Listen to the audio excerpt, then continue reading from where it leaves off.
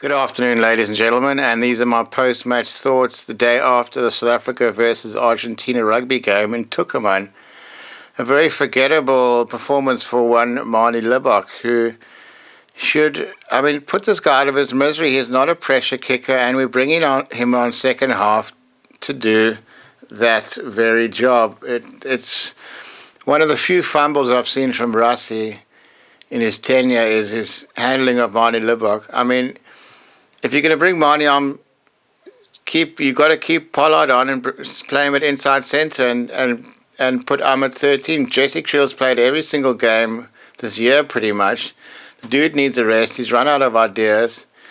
He doesn't, he scored a try, good try first half, but,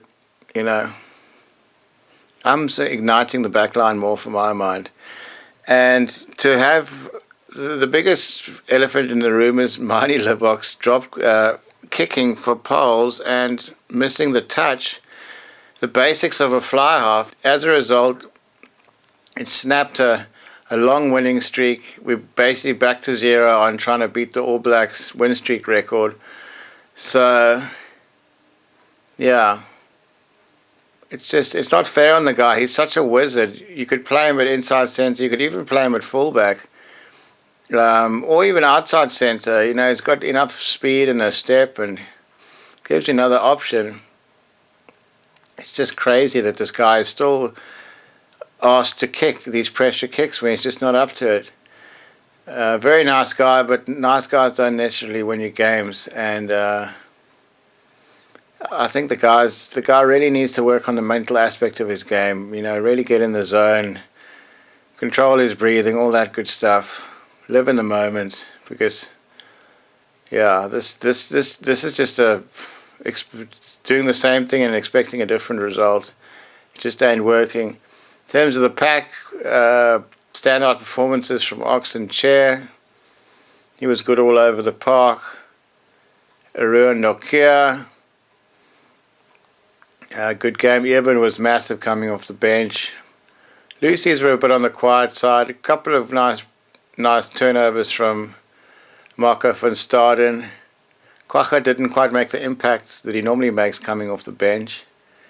Jaden Hendrickson looked good at scrum half.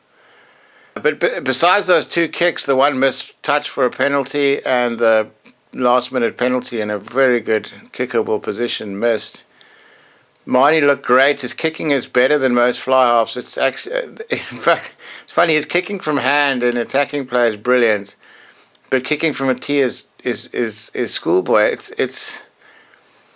I would like somebody to do a psychological study on this player, because certain aspects of his game are bottle and other games are bottleless. So yeah, I really feel for Manie.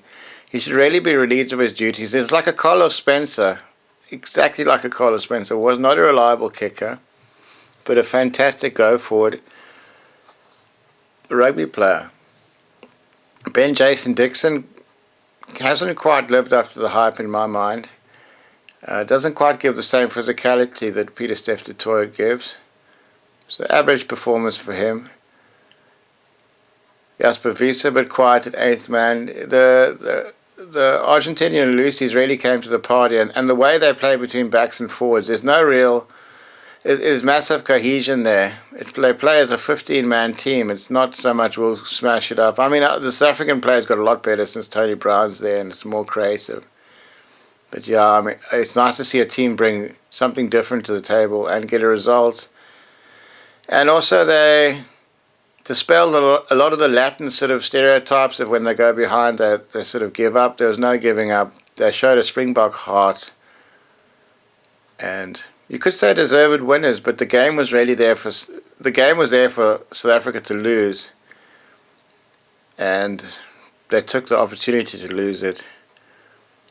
And now there's a lot of pressure now on the Nelspruit game.